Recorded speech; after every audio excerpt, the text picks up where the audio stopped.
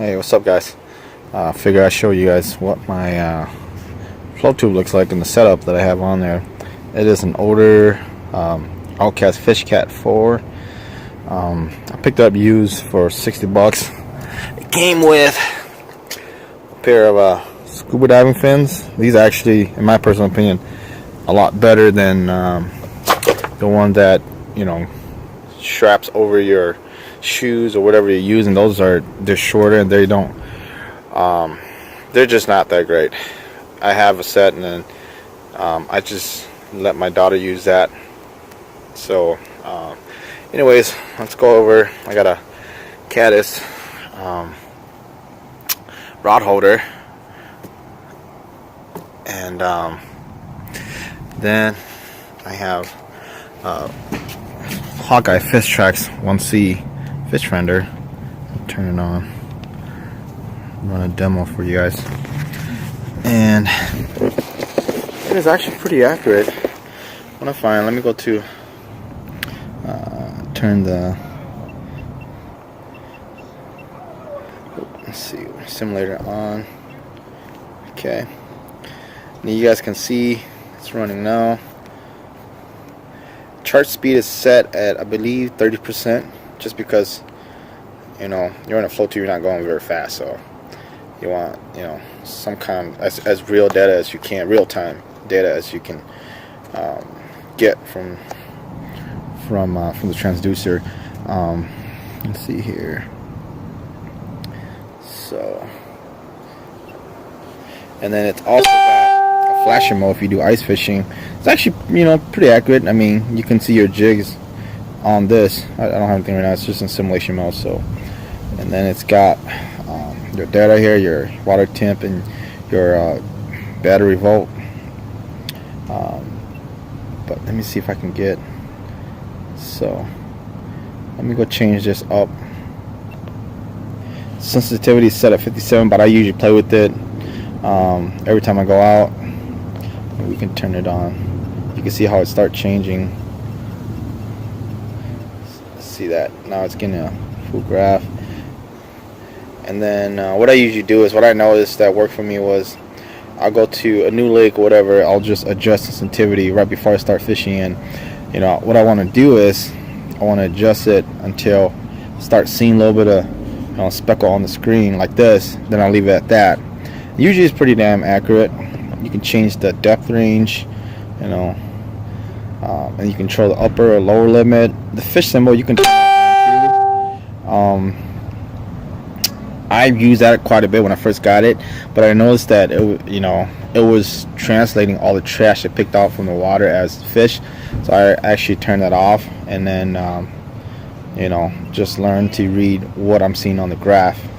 So let's go back. And we can leave it right there. I'll change it out somewhere else. But yeah, so that's that. You can have a dual sonar reading. Let me see here. Yeah, you can do 80 kilohertz and 200 kilohertz at the same time. The 83 kilohertz is more for you know, when you're deep fishing, you know, so you can get a better reading from the bottom. 200 kilohertz is more for it is more for more shallow water. So I don't really use the 83 kilohertz because most of the lakes I fish don't. You know, most of them average only, you know, anywhere from 20 to 30 feet. So, you know, I don't need it. And then get out of there, and you can actually zoom in, you know, 2 times. You can move this up and down to see how the bottom structure is, or what you're trying to look for. So it's a, you know, I paid 115 bucks for it through Amazon. So for what it is, it's pretty damn accurate, and it does a great job. I mean, it marks fish, and usually it's pretty accurate. When I see, you know, fish on the graph, and I, you know, just vertical jigging, I'll be able to catch something. So it's pretty accurate for the most part. The only thing I didn't like about it, I'm gonna turn off. The only thing I didn't like about it was the mount. This is the mount kit that came with it, and this is the transducer right here. And this white plastic is actually, they sent me a cheap 3D printed bracket that holds the transducer to the mount, and that thing did not hold up. It broke. So I was like, well, I got some plastic at the shop, and I decided to just make my own. And this one has been pretty sturdy. I mean, you can barely move it. I mean, it'll flex a little bit, but that's plastic, you know. And as long as it doesn't break off like the old one, I'm fine. But yeah, so that's that. And then you usually have a net, you know. It's hooked up to the D-ring on this side. It's just a cheap Frabo trout net, you know, because I fish a lot of crappie, and you know, crappie has paper thin lips, so you know, you want to net them before you get them in, otherwise they'll just rip through the lip and they'll, you know, go back into the water.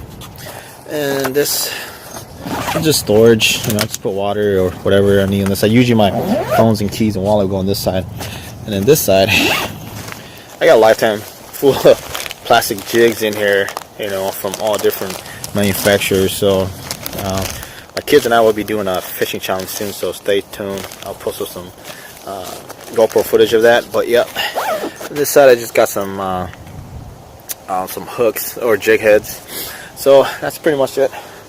You know, I think this is the best and inexpensive way to get on the water and cover or catch some quality fish. You don't have to buy a brand new one. You can just, you know, look for a used one that's still in good condition. This one is, you know, like I said, I paid $60 for it.